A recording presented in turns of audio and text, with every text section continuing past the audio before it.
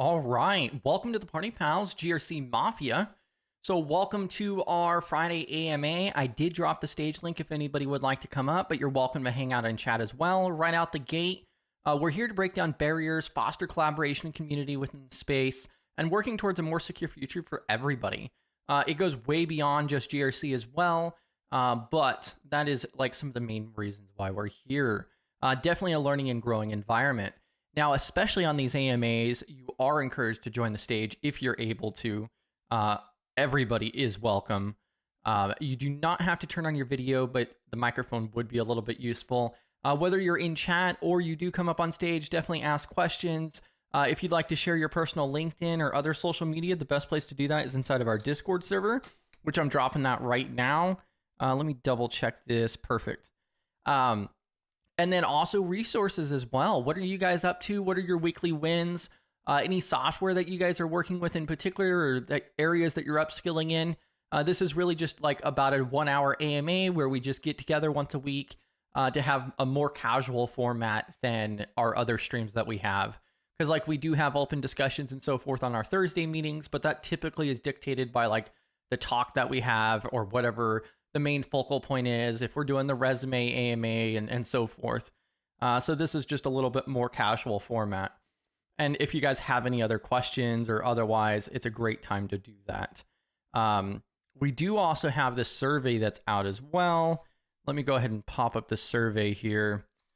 And also, if you guys do share something that you don't want to be public, you guys can also reach out to me on Discord, LinkedIn, or you can also contact me at contact@studygrc.org. So that way we could work on getting that redacted.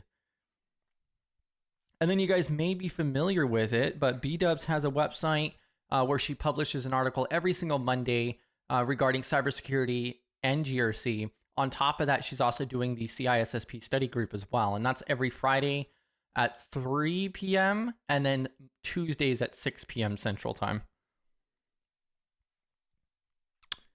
All right, let's see here. And then, of course, we have our website as well, studygrc.org, for the rest of the platforms that we stream to, our calendar, which provides the most up-to-date information, and our resources as well. That resources page is actually something I talked about recently, where like we're looking at like using start.me or another service. So that way we can put together a lot more resources on one page. And still make it easy to locate and find and so forth, where we can split it up by framework, for an example. Like, oh, you want to learn about HIPAA? Well, here's the resources for HIPAA and so forth. Because there are thousands of resources out there. And the 50 or so that we have on our resources page is a great starting point. But we can expand that much larger. Welcome to the Party Pal. I see Space Tacos, Brexy hopping in chat, Jeffrey, Burke, Lloyd, I'm probably butchering the name. Tanara. Let me know if I pronounced that right. Tanara. I am horrible with names, so I'm sorry if I butcher it. I said Space Tacos, GRC Mafia. We also have PBO hopping in chat. Bam. PBO's going to be releasing a course in the near future, and he goes live every single Tuesday. I dropped his YouTube channel in there. He has hundreds, well over 800 videos now, and he goes live every Tuesday night Eastern time. I believe it's 9 p.m. Eastern. Space Tacos, GRC Nerd Herder. Well, and also another really good one is Space Tacos. I think I have to do tacos, not tacos, not taco. So Space Tacos also has a website and the GRC Audit Treasure Trove, which is full of, it's a personal archive of GRC resources as well. When we put together a resource page, I'm likely going to be utilizing that resource as well to pull out some, so we could put it on a website. Let's see here.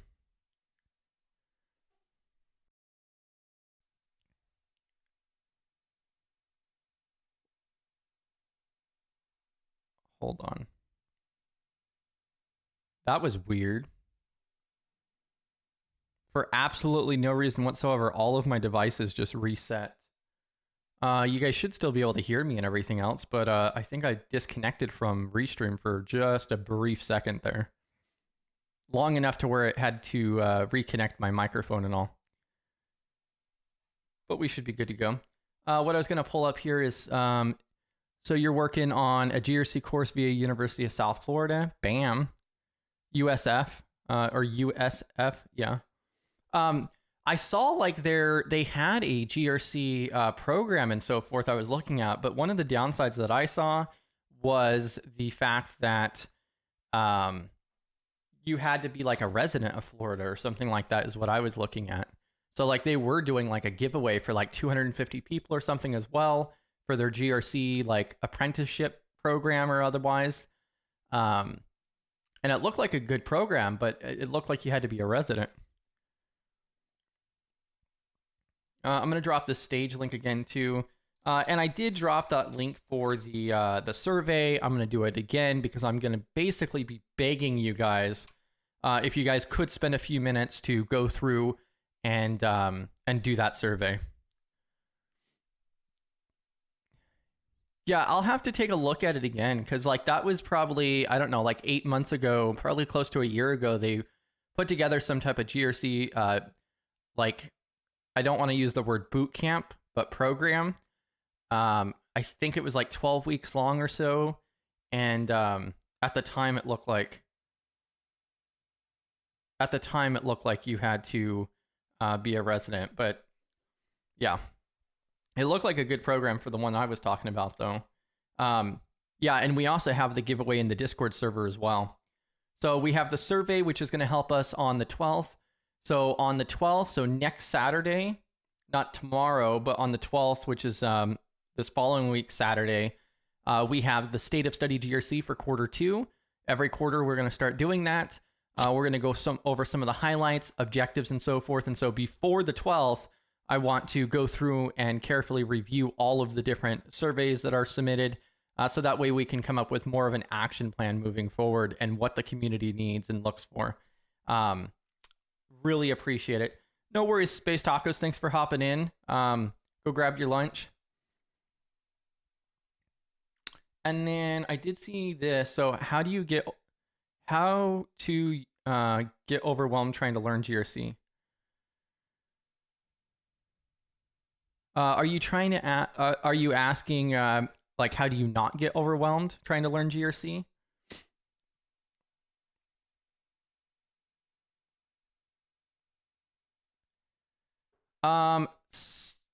Yeah, okay. Yeah, so Brexy was asking about PBO's course. Tanara,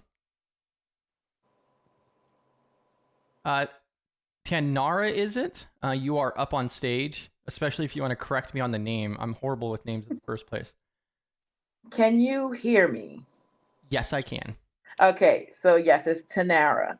And yeah, I am trying to understand as far as not getting overwhelmed because I am in that University of South Florida course, and I was one of the individuals in the cohort. This is the fourth cohort of about 250 people, but it does feel very overwhelming at times. And I'm just trying to work through it because I'm totally interested in it, but I'm kind of down because I just found out an interview I went for about 2 weeks ago for a GRC opportunity in my company. I did not get it because I don't have the experience, and that's the only thing that beat me out for the other individual that they said. So they said they see that I'm doing all the things, that I'm registering for all the stuff, and I'm learning all the information, but I just don't have what they wanted, which was the experience. So I guess it's two things. How do you not get overwhelmed? And two, how do you not let something like that get to you? Because it was an internal position as well. So it would have been a promotion. What are your And I'm takes, Chris? And thanks for popping up. Yeah, I caught the, hey, great to see everybody. I caught the like half of that, Tanara, but it sounds like you applied for an internal position and you're kind of in that stuck position. Like, how do I continue to get GRC experience? So yeah. next time these opportunities come up, coming from my side and like recently having my job dissolved as a GRC analyst, kind of same boat. So without telling you, like giving you too much advice, but like there are other positions out there in some ways, but I would say just still keep, like, if you do have a good relationship with this company, still keep in touch with those positions. I'm not sure how directly you're associated with like the GRC team, but are you in kind of a security role, or is it something that you would be pivoting from one department to another? Yeah, I am in the SOC. Okay. Yeah. Which is wild because the positions I see, they expect SOC skills to move over to GRC Mm-hmm. as well. Mm-hmm. Yep. And that's why I thought like it's a no-brainer because you need someone to do training because I'm currently doing training on cloud through Professor Rogers Cyber Lounge. So I'm already doing trainings.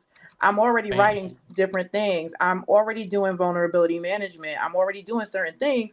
So I thought it was, I thought, from what I was told, it wasn't a automatic no, but it was a not right now. But it still Right. doesn't, it's still like I'm not sure what y'all missing here, but I'm all the things. you know. Yeah. So, Yeah. And it doesn't sit well. Yeah. Hoping my audio is coming through. I feel like I'm cracking Yes. or something. New mic. Oh no, the audio is really great. Great. Crystal clear. Yeah. Nice. I would say if you feel comfortable on asking them, like, so where would you want me to be? And try to phrase it that way. I feel like that's a constructive way of doing it, but like totally up to your comfort level. Sometimes there's such a divide that you're like, I don't feel comfortable having that conversation with them. But um, to me, it's kind of an up and out type situation. There are other roles that do seek that skill set, mhm. but I don't want to Um, convince you either way.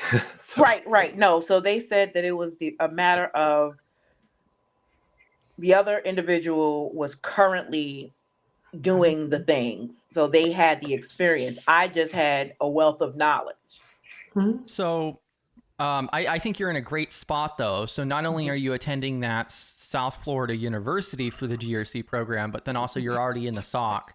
So you've got the technical side of it as well. But yeah, what I would kind of recommend, and like I know a couple other people who are doing the same, is that they're just slowly trying to integrate, trying to talk to their GRC team or otherwise and be like, hey, what can I help you with? Like, Mhm. can I start working on this? Can I do that? You Right. can also talk to somebody and be like, hey, would it be okay if I, do a risk register for this? Or I've seen that be very successful as well. So you can get that experience at your existing company or Mhm. even in your free time going through and building out those projects to prove and share it on LinkedIn where you have Mhm. your teammates and so forth. Mhm. I just did this project and so forth. So that way they start looking at you from the GRC side and not so much on the SOC. Yeah, that's what I was thinking about doing, but that's why I'm grateful for that University of South Florida opportunity so that as I'm doing that, I can share that with my network on LinkedIn to show that I'm doing all the things on top of what I already know. Yeah. And also, like Brexy says in chat, is just staying consistent with it, keep in contact with that team, especially. Mhm. So, yeah. And then also, 8-Bit said, just take it one step at a time. There's no way to learn it all. I think, well, and like your original question was like not getting overwhelmed by it all. And that's another thing is that I highly recommend trying to find where you fit in as early as possible because it's so broad. We have the fundamentals, of course, Mhm. but then also whether it's cybersecurity or GRC, the field is actually extremely broad. And so, like I think I saw Brexy the other day recommending to somebody because of the job market, you should stay broad in your information early on. But I would actually beg to differ on specializing a little bit more once you figure out your niche, because you also want to be careful because I've seen people get into positions and then they absolutely hate it as well. Yeah. So, Okay. Chris, so Chris was able to kind of steer me in a little more of the diplomatic approach. So, um, but Tanara, like if you have the opportunity, I would say like transferable skills. If Mhm. working in your SOC role, if you get more involved on the threat intelligence side and you're passing that on to the GRC team, saying like, Mhm. "Hey, I've kind of already contextualized some of these areas or propose kind of risk rankings to them. I'm not sure how that dynamic works with your teams, but kind of bridging between the teams might be a good way. They're like, oh, okay, you can take information, really evaluate it to get closer to its actual like materiality. And then they're like, that's a GRC skill. We definitely need that. So, but I would say like your skill set, I don't feel discouraged. It could have been a whole other factors coming into play. Like maybe they had someone in mind. And that's what I think it really was, to be honest. I think it's more 9 times out of 10, if you have a candidate that comes in from out of nowhere because they didn't expect me, and they have all the things, now you're in a place like, dang, we didn't expect this, but we already had this person in mind. And they're like, I think a lot of the times that's what happens with some of these roles. And, that's kind of consoling me a bit, but at the same time, it's still like, oh, shucks. Right. I think that's most of the times. My fault, Chris. I think that's most of the times. Go ahead, Chris. I was just agreeing with her. Go ahead, PBO. Sorry. Yeah, and I tell people I need young Chris to keep me in line. I think half the roles out there, they already have somebody filled. You got to post them, even if you have internal candidates. So I think so. But for me, that's not discouraging. I mean, once again, it seems like you have most of the skill set. The thing I would focus on, whatever company you are from a GRC perspective. Are y'all a NIST shop? Chris is kind of selling me on the ISO shop now. I'm kind of swinging a little bit. So I would figure out what kind of shop you are, and those are things I would try to learn. So if you're an ISO shop, what are those policies and procedures? What are those? In those procedures, how do you onboard a user? Are y'all AWS with Active Directory, AFDS, kind of that whole security program? So I think if you understand what type of shop you are, ISO, the HIPAA, then you can kind of drill in and get more specific. So the next time it comes up, you say, I specifically know our company's an ISO shop. I understand the ISO programs. I understand the once again, policies, procedures, plans, DR, COOP, all that type of things that goes into GRC. So I think you can kind of get more specific to your company if you want to get to that level, right? So I think that may be beneficial. I'll let both of the Chris chime in on it though. Yeah, I think that's spot on. I mean, I think you definitely have an advantage to in the fact that you already have the SOC role at your existing company, and then you can get that insider information on what frameworks they're using. You could try to talk to the GRC team more regularly, keep in contact with them. I mean, you already have the in. Then it just comes down to trying to merge that over, and also getting them to start looking at you more as a GRC than a SOC role. But you're on an awesome track. So yeah, and some of the things I do GRC for SOC is what SIM are we using? Is that ISO compliant? Is that NIST compliant? Is that HIPAA compliant? We're moving those events and stuff from the SIM to how is that encrypted? What type of once again does it from ISO, does it need to be FIPS 140-2 encrypted, AES type 2 encrypted? So I think as you learn that from a GRC perspective, you'll roll your sleeves up and you have more input into your hopefully for your next one. And two is I would put it out there like, if you have another spot or a different spot or somewhere in there, they know you're out there now and that you want it. So if they grow and get more projects, they might bring you in on that. Yeah.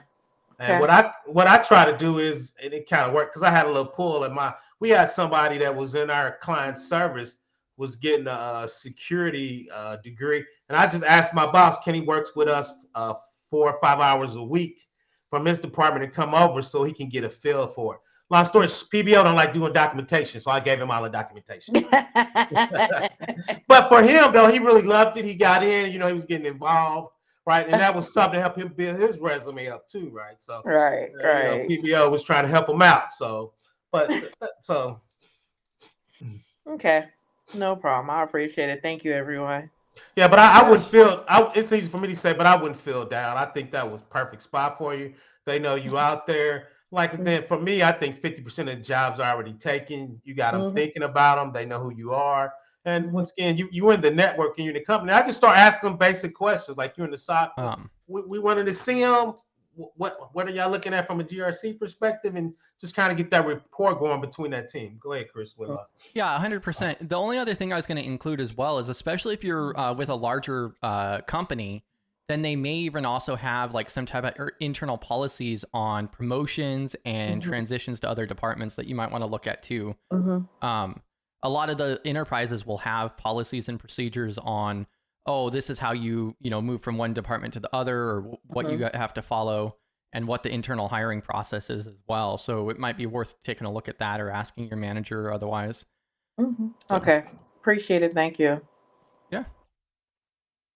Yeah, and also like Fred on says, you're on the right path. Keep networking and learning. Yeah, I mean with what you got already, I mean that's a really awesome setup. Bam. And then Chris, I started that ISO course. How's that going? Do you feel any better about ISO?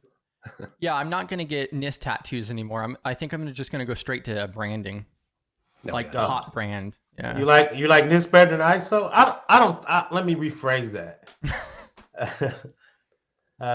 For me, I think, and Chris is telling me, I think they both have a part in there. I'm just so NIST that it's kind of like my hammer. Even if it's a fly, I'm swinging a hammer. So for me, I'm just kind of comfortable in that world. So. No, yeah, I get that.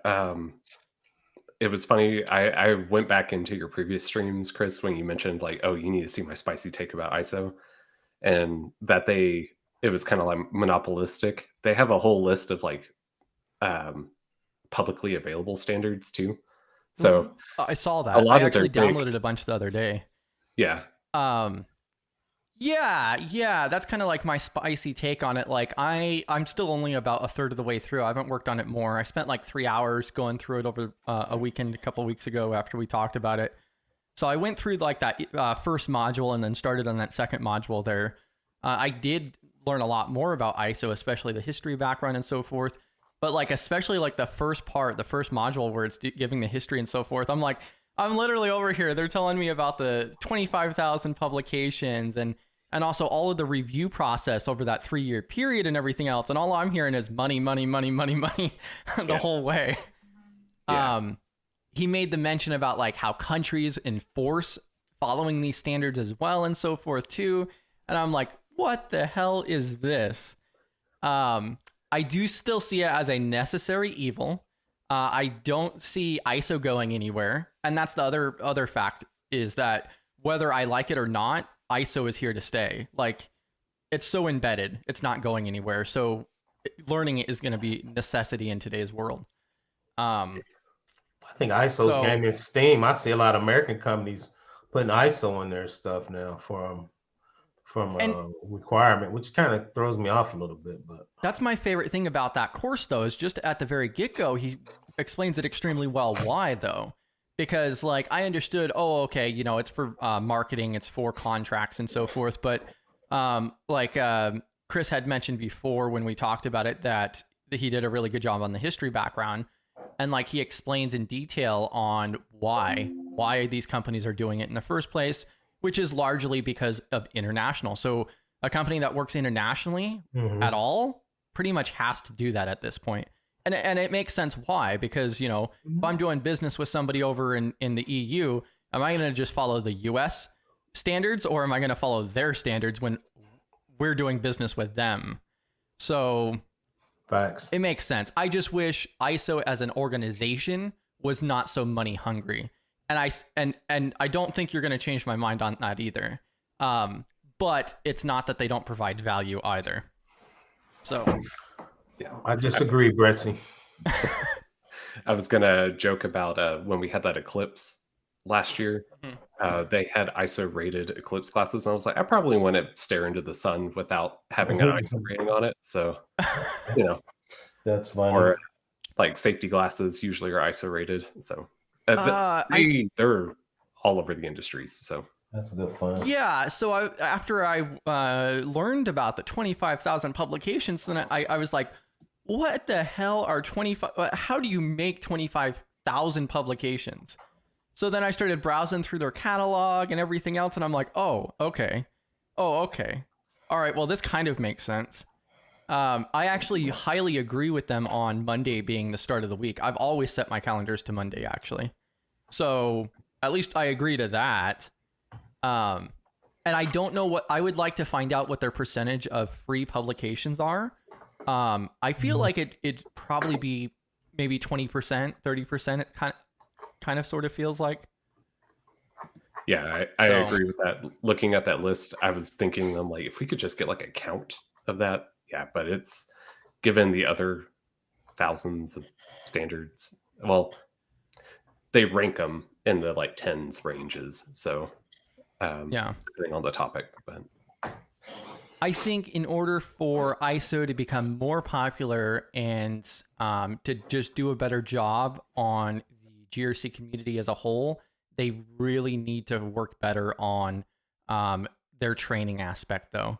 Because as a personal individual, yes, we have these courses and so forth, but you really don't know until you buy those documents. And that's kind of unfortunate. I would like to see where they do some type of membership program where you can, get, some type of student access, DRM it or something, because like it's definitely useful information for a lot of that kind of stuff. But yeah, it is a love-hate relationship with it just because you still have that cost to break in on it. yeah, I wish they would they have that browser preview, and it's like, if they could just like half or, subscription it, and then like paper copies or hard copies charge whatever amount. But yeah, that browser Exactly. version would be just enough, and it shows all the sections of the document anyway. So Correct. Yeah, and I could definitely see it being some type of membership thing, just like with ISACA or ISC squared as well.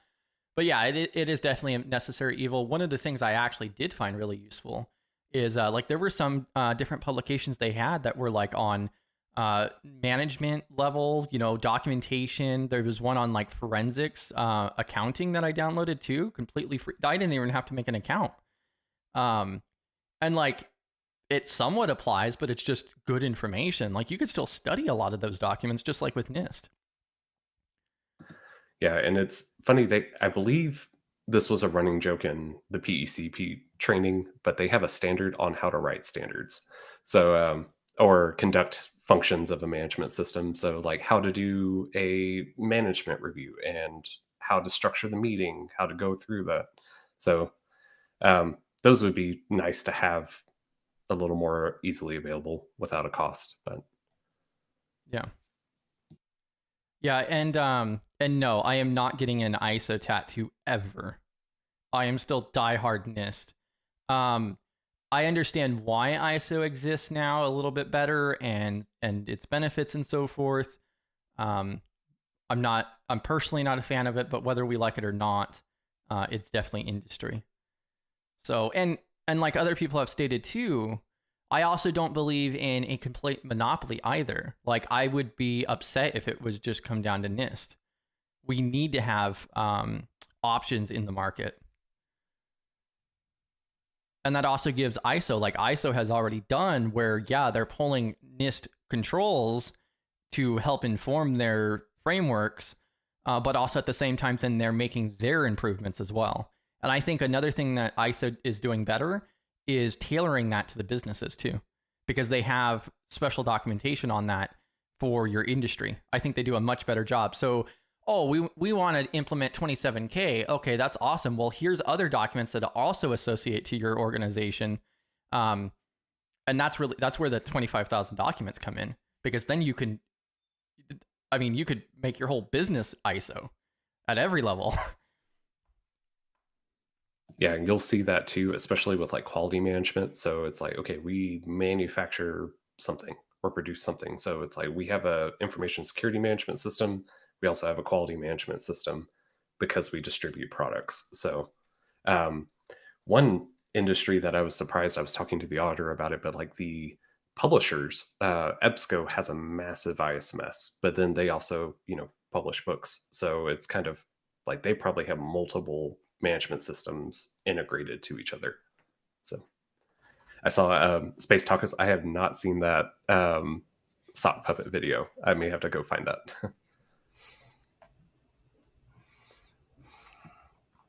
Well, and so we also have these other frameworks and regulations popping in chat too. So NIST, ISO, DORA, CMMC. So I think that's in regards to like the having options in the market and so forth. I would not associate regulations to that though. So the regulations are more of a requirement than anything else.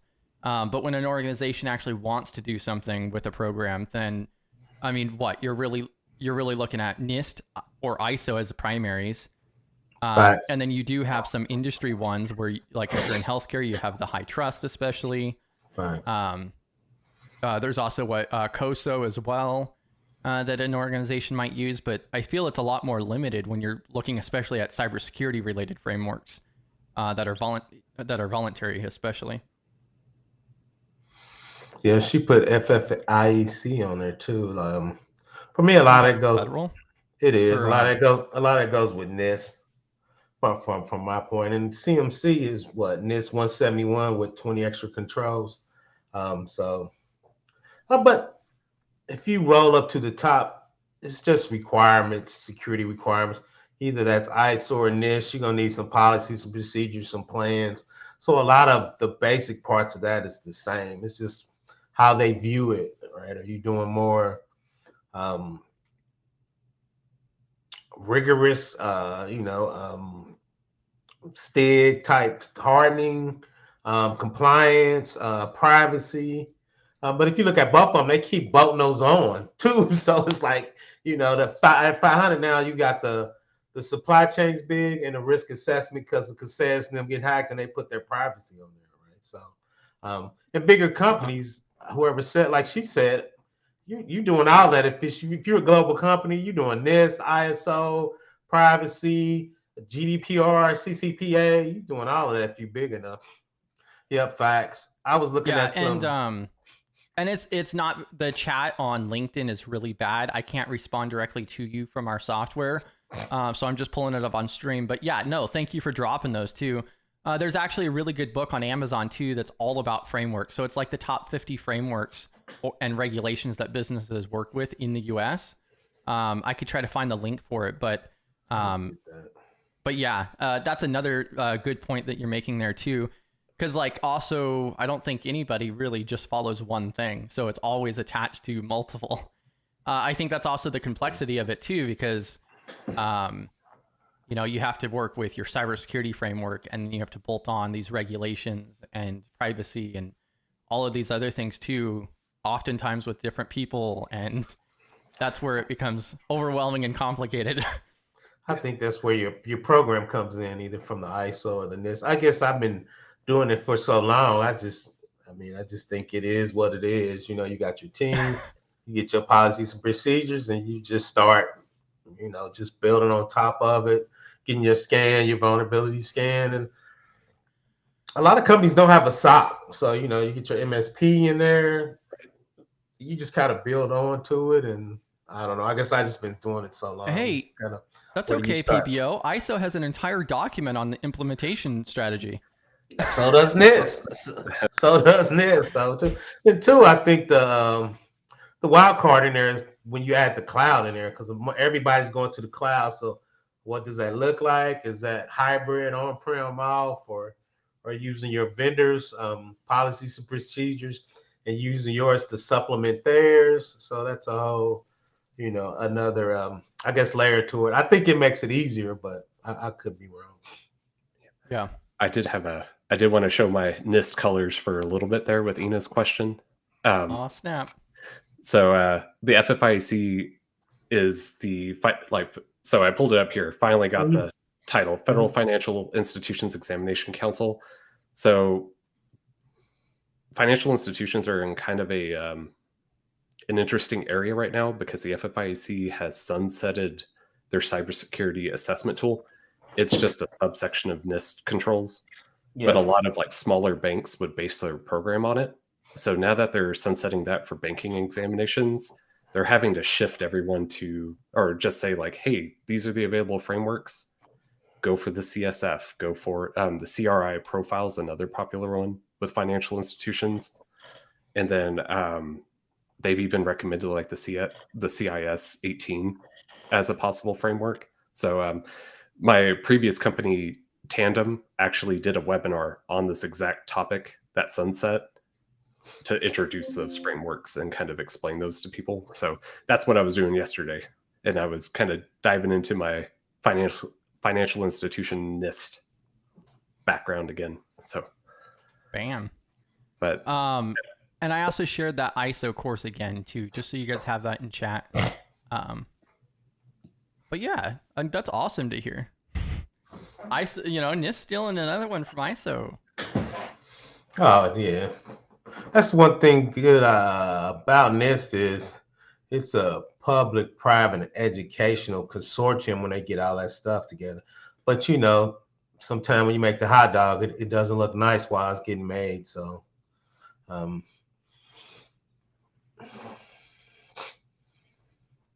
yeah, and I'm dropping this page as well that Chris was just talking about over here. Space Tacos give me too much credit, probably.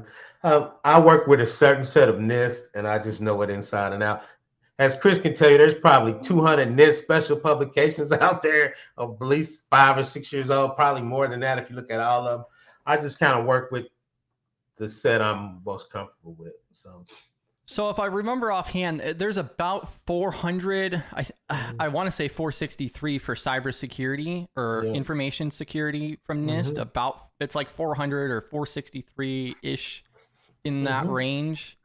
Last time I checked, I believe. I'd say about 400. But yeah, and it's such a variety topic too, because you also have the stuff on like very, very particular and fine-grained and a lot of overlap too. Yeah, probably stuff you would never look at, They got nuclear stuff out there for different. They also have some really in-depth stuff on like encryption, cryptography. Yeah, it is, and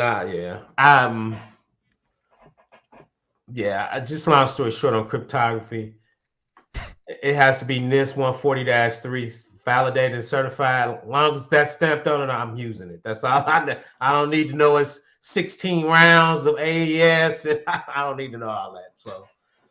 So yeah, on the NIST page itself, it says 1,466 cybersecurity documents. Yeah, but that includes their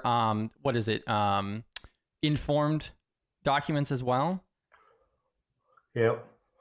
So that's technically not all of them, but so we're typically looking at these special publications. Yeah, so the special publications category, it's actually more than I thought. This includes the documents though too.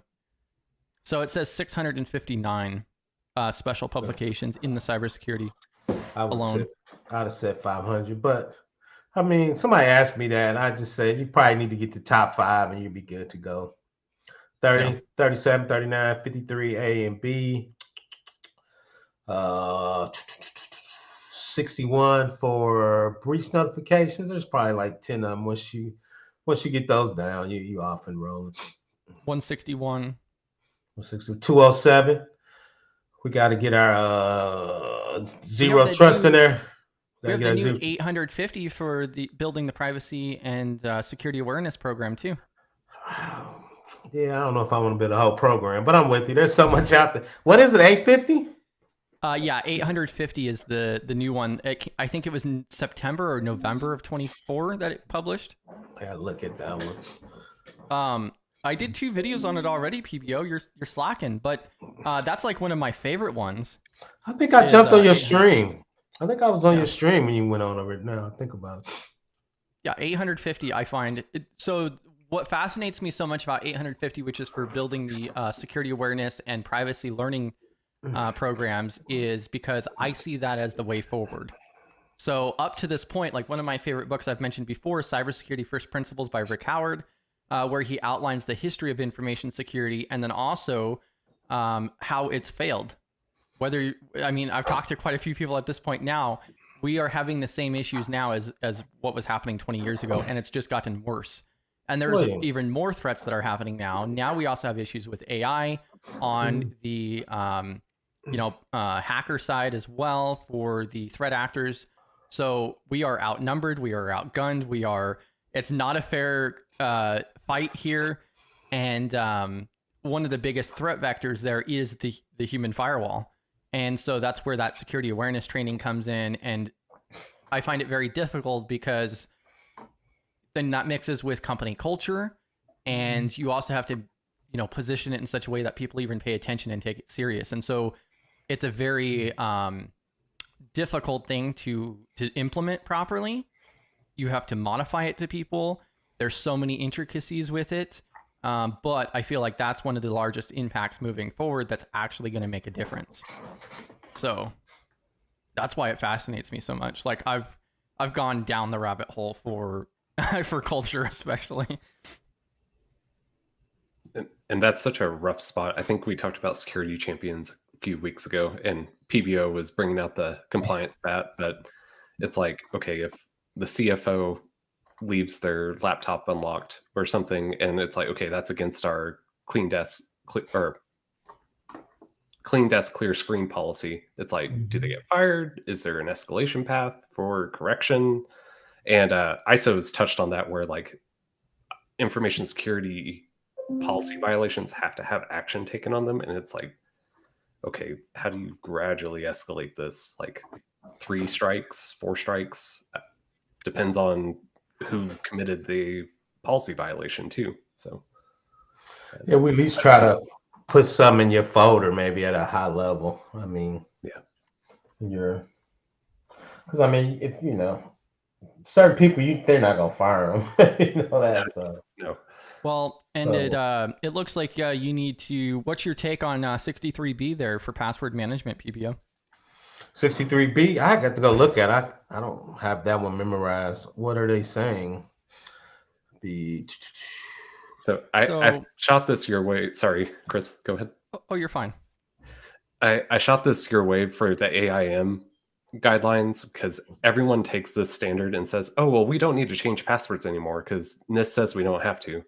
And like, as you read through the shalls, it's like, okay, do we do monitoring, like dark web monitoring of all of our passwords? Do we do this? And they're like, oh, well, we don't do that. I'm like, okay, we're going to keep our 14-character passwords. right. We get to that point. So the weird thing I don't like, if you look in there though, if you're doing MFA, they let you do 8, 1, and 1, which I thought was. Oh yeah. Yeah. I still would do 14 with MFA, but no, you're right. There's a lot of things in there. With the cool thing is, if you're losing the cloud, a lot of those services does that dark web monitoring for you. Yeah.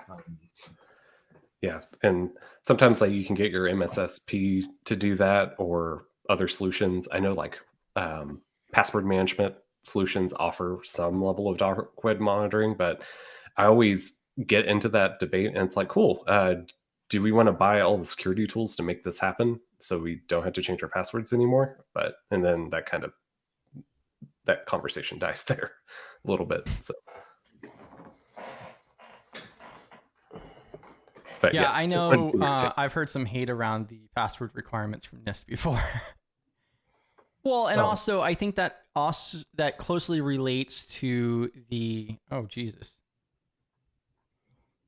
Go back over to this one. That also closely relates to like the password managers too, because like, you're going to have a 12-character password, but then what about password managers? I think it would be way easier if password managers were implemented, but I've also seen a lot of businesses don't have that still. So yeah. I mean, I still think it would be better to have the password managers have 25-character passwords and, send it. One of the other things that I've, because I think NIST still has, I think it's a 90-day password change policy or standard, which then there's also people who are like, well, you shouldn't change your passwords very often unless there's a breach or an issue or otherwise, because that could increase the chance of something as well. So there's a lot of different things that go in with that. So that's like one of the things I'm worried about too, because I mean, then also signing into your device. That's where like security keys are so valuable, because then you also can do passwordless. So you have to have that physical key. For the remote job I did for Apple support, we had a security key and a actual ID number that we had to put in. So, yeah. like our employee number, and then also have the security key. So, but yeah, definitely a little bit of tension. What is ISO standards on the passwords?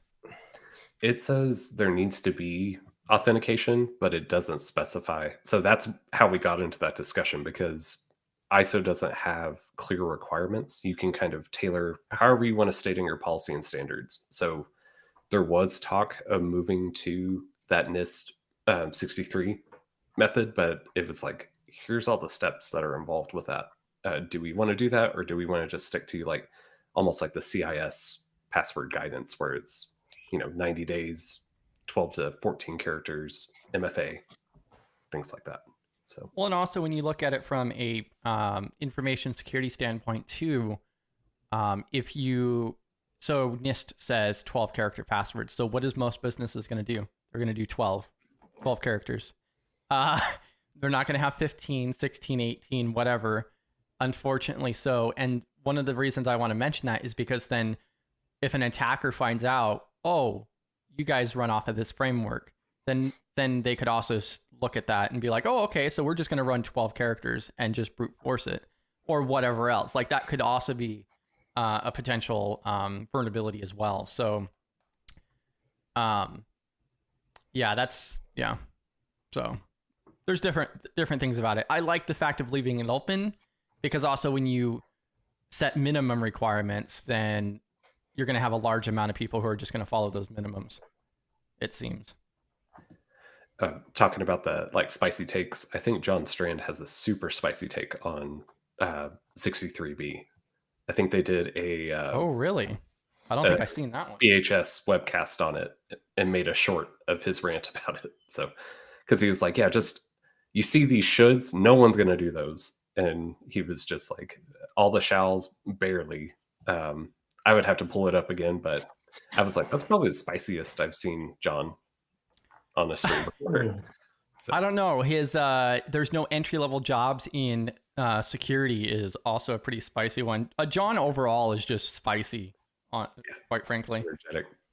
I'm taking his SOC core skills next week, so I'm excited for the jokes and silliness. Yeah, so I've taken the SOC core skills, active cyber defense, and cyber deception, which is my favorite one from them. And then there was also a couple other ones I took, but like the SOC core skills and the active defense, I've taken those like 2 or more times. Great courses. One of the things I was going to mention too is he did a really hot take. I think it was during the active defense and cyber deception course about the TCP IP and the other model. And he was literally just outing the TCP IP model about how it's completely false, doesn't make any sense, it's not true, and it was really, really good, actually. Somebody needs to make like a B-roll collage of all of John's spicy takes. That might give someone whiplash, because it's like, how did we talk about the OSI model and now we're over here and over here? So. Is anything real anymore? So, yeah. I thought the STIGs was every 60 days to change, so. Yeah, and I could be wrong. I think NIST was saying 90 days, but I could be wrong. I'm sure you could find it on the STIG page pretty quickly, though, for the password change. Yeah, I'm looking at it for. They changed their page, though. It's hard to look up. Well, and like I've talked to people where they enforce like a 45-day password change policy, which I think is just insane. I really do agree. Me personally, I'll go through and change my passwords as long as there's not a breach or something, like once a year, just in case, because I also assume compromise at this point. I'm so paranoid, especially from a privacy standpoint, that I just assume compromise at this point. So we got to get some zero trust implemented. 207. Yeah.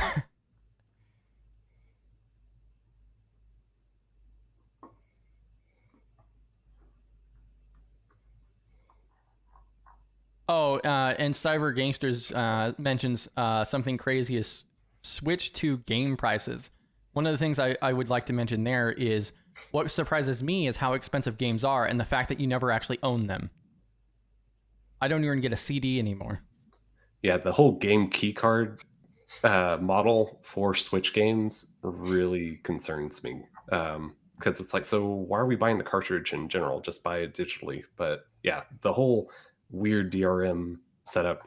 I've been following the Switch 2 news this week quite a bit, so I'm excited, but at the same time, it's like, oh, that's expensive, really expensive. So yeah, and like Space Tacos knows what I'm talking about with his spicy take on the OSI and TCP/IP.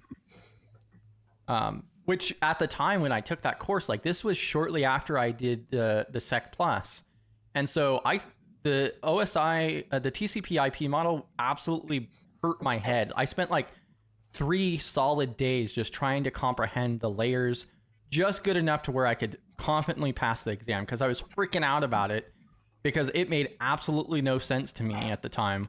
Even now, like, what the hell? But I spent so much time dedicated to just that one topic, and then I take that course a couple months later, and he's like, "Oh, it's a complete lie. It doesn't mean anything."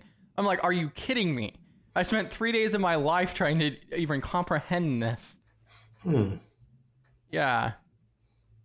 So, but yeah, it's little things like that that just yeah. Let me pull it up here because it's the 7 to 5. Because one has what, 7 layers, the other one has 5. yeah, OSI has 7, Or TCP/IP condenses to 5. Yeah. Because John, and so it's the OSI that doesn't make sense.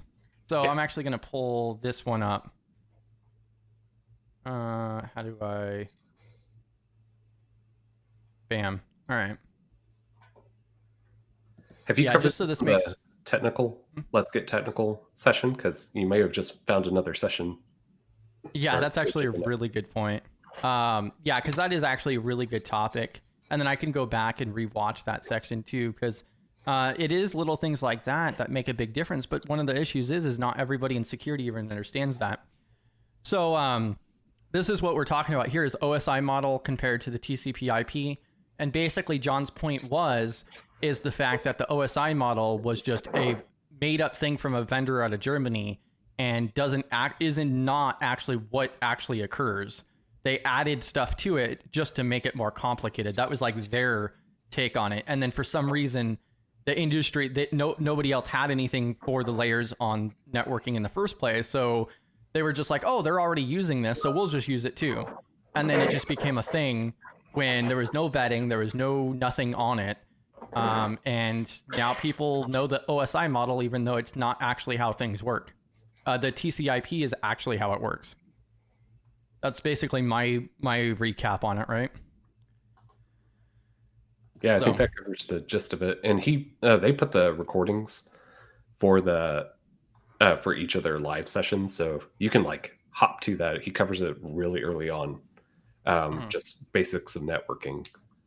It's still taking me a little bit of like that paradigm shift. I was like, but everyone it's generally accepted for the OSI. And it's like, so if I make the shift to TCP and someone asks me for like 5 and 6, it's like, am I just going to say, oh, that's application layer? But yeah, it's weird. It's almost like the Berenstein Bears kind of thing. It's like, oh, well, this is how it's always been. And it's like, but it's not really, or what, the Mandela effect, but for TCP. Correct. TCP/IP. Yeah, 100% example right there. Well, and that's also where community comes in too, because even though Black Hills, BHIS, and anti-siphon seem big in our circles and so forth, you might be surprised to find out that, let's say the whole community entirely comes out to 15,000 people. There are many hundreds of thousands of people around the world that work in information security that have never heard of Black Hills. I actually met somebody at a conference who didn't even know what Black Hills was. And so like there's not many people who talk about it, but this is also where community comes in because then we can get word around, we can get other takes and perspectives and so forth. Because everybody I've mentioned to this after the fact, I'm like, what is your thoughts on it? And they're like, oh yeah, that makes complete sense. and then I'm like, okay, but you're a SOC manager, and what do you guys use? And they're like, OSI model. And I'm like, then why? Why do you understand that it doesn't actually make sense and that's not how it actually works, but yet you still implement that in business? We should kill this misconception and then also make it more simplistic as well. So yes, correct, Space Tacos. That was my entire take. Like, while John was talking about that, I literally was just like, are you kidding me? But also, it's even in Sec Plus too, which is also where I think it's also a hindrance on the industry itself when we make things overly complicated, and then also have things like this where it's just generally accepted, but not real. So, but yes, that's a great example, a great topic we can cover for the GRC. Let's get technical too. I'll even pull up Wireshark or something.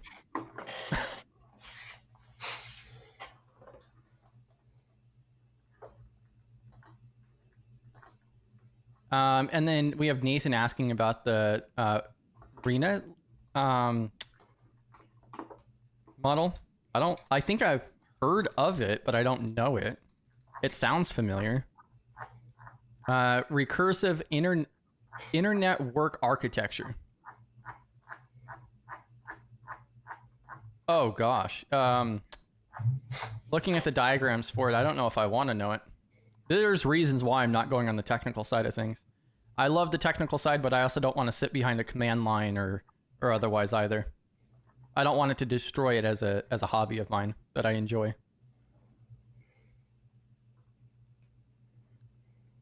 Have you guys heard of that one? What about you, Pubio? The RENA model? Yeah. I've never heard of that. Maybe if they... I think I've seen it in a book somewhere at one point, but I don't know anything else. Yeah, if you want to come up and explain it, Nathan, or otherwise, or see, you're more than welcome to. Welcome to the party, pal. Again, AB. Also, we'll be coming to an end here in a few minutes because we do try to keep this to about an hour for a lot of our streams, so that way, just respect everybody's time and so forth as well. Reduces the FOMO too. A lot of people have lunch and so forth. But definitely check out the survey that I'm dropping in chat. Also inside of our Discord server, we have the monthly giveaway that was published last night, and also our website, which has the calendar, most recent events. We also have our resources page that I'm going to be working on in the near future. Starting Monday, we're going to start working on the policy review. So I drafted a bunch of policies. We're going to try to do about 4 or 5 a day, Mondays and Tuesdays, the rest of the month. So, bam. I think next Wednesday for the GRC Let's Get Technical is the VPN one, where I'm going to talk about what a VPN really is, and then also how you can make your own. So, yeah. I'm going to make PBO finally do an actual lab in AWS. I've done a few. I need to see, like, on the screen, step by step. Come on, PBO. PBO, are you getting into aviatrix or something on the AWS side, or? No, I'm just doing basic automation and coming from the security hub, because that's where a lot of this compliance stuff is. Yeah.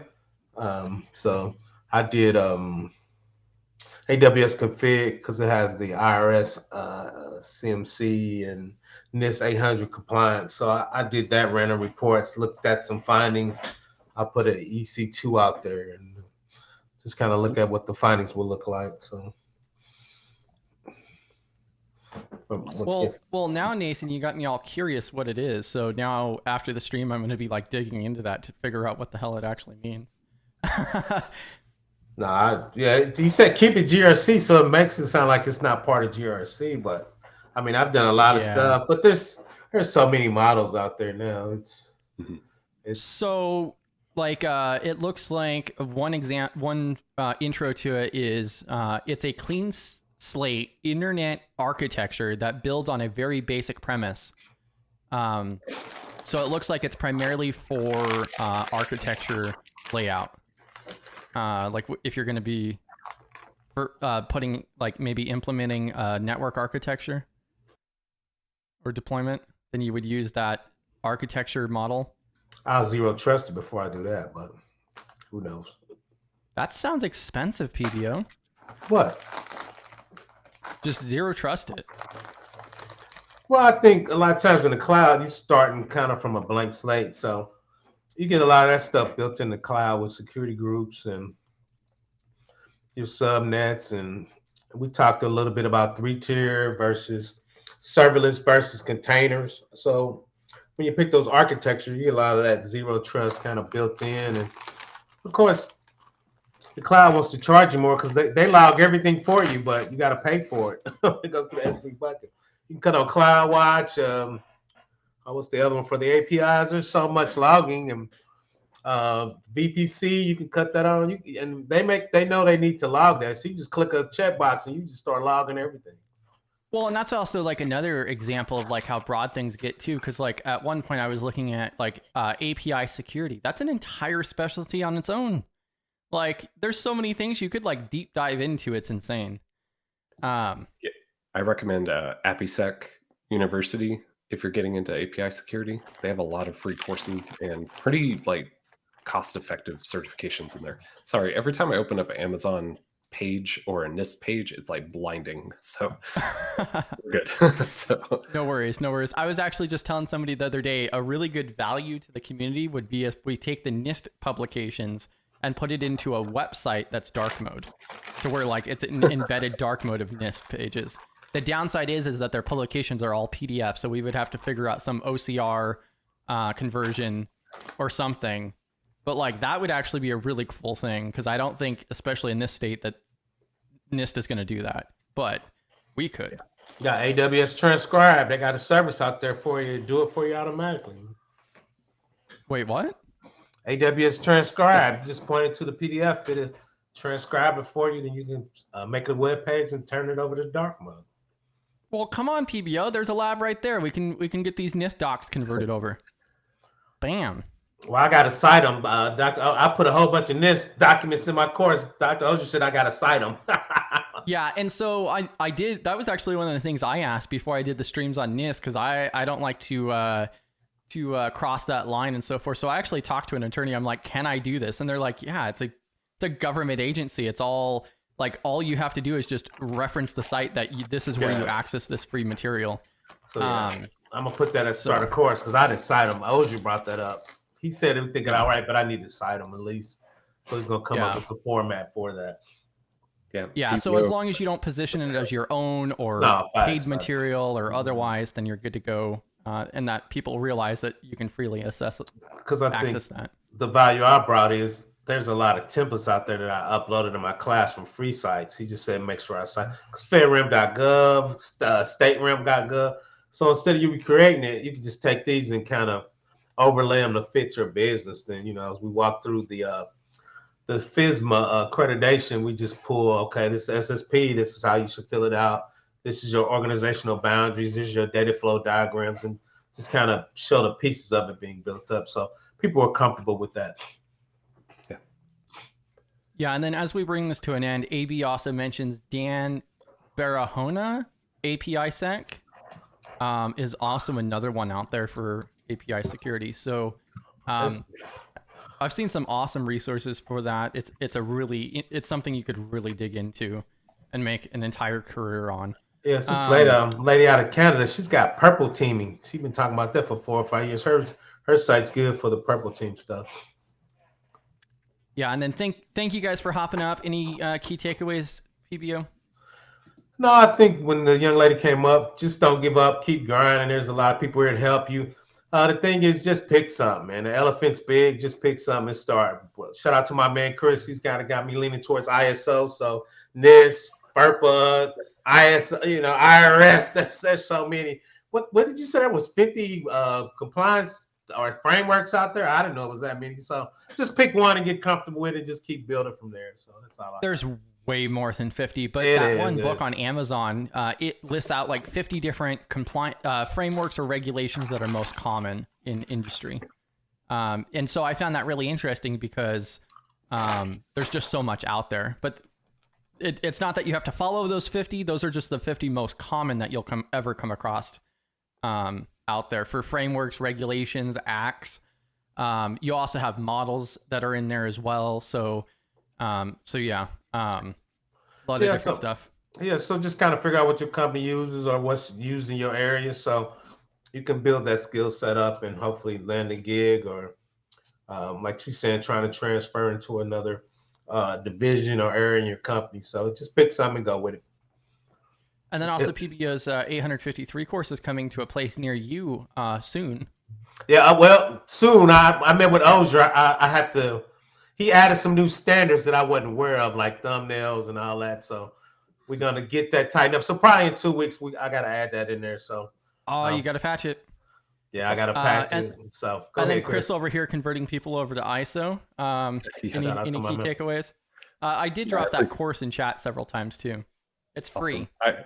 I appreciate it, PBO, because that means a lot. Coming from our NIST guru on the call. Yeah, final thoughts. If you haven't seen Evan's presentation yesterday, I'm still chugging through it and screenshotting it, taking notes. But working on a lab has been my big focus during this time. So kind of trying to get into a blue team lab and get Proxmox stood up, all those systems. So definitely in the Discord, if y'all are working on a lab or need ideas, I would jump to that video first and kind of catch up with it if you missed it. But he set so many ways to get that knowledge, and a lot of resources for GRC if you're wanting to kind of pivot over. The reason why I brought up threat intelligence earlier with Tanara was like it's directly integrated into risk assessment, so that may be your in as far as getting involved with the GRC team more. But that's kind of the big one. Definitely catch up on last night's stream. There's a lot there. So yeah. So his presentation was about an hour and 3 minutes in length. I mean, he covered so much. Yeah. I mean, there was probably at least 50 different resources that he mentioned, and yeah, very, very broad, but yeah, very well done as well. But yeah, thank you guys for hopping in. I dropped the survey link in chat if you guys could fill that out. We do have the State of Study GRC on the 12th, not this Saturday, but the following Saturday for our quarter 2. I'd like to review those surveys so we have more of an action steps moving forward. That's community-based. We are community-built, community-driven. So it plays a huge, massive part. You're going to see me over the next week practically begging, if I have to, for you guys to fill out those surveys if you can. It's 100% anonymous. Nobody except myself and the board members will ever see it. Plus, it's anonymous anyways. So it's just going to help us benefit the community further than what we're already doing. With that part said, thank you guys for tuning in. Have a great rest of your Friday. See you guys on Monday for our hands-on for starting out the policies. Have a great weekend. I'll see you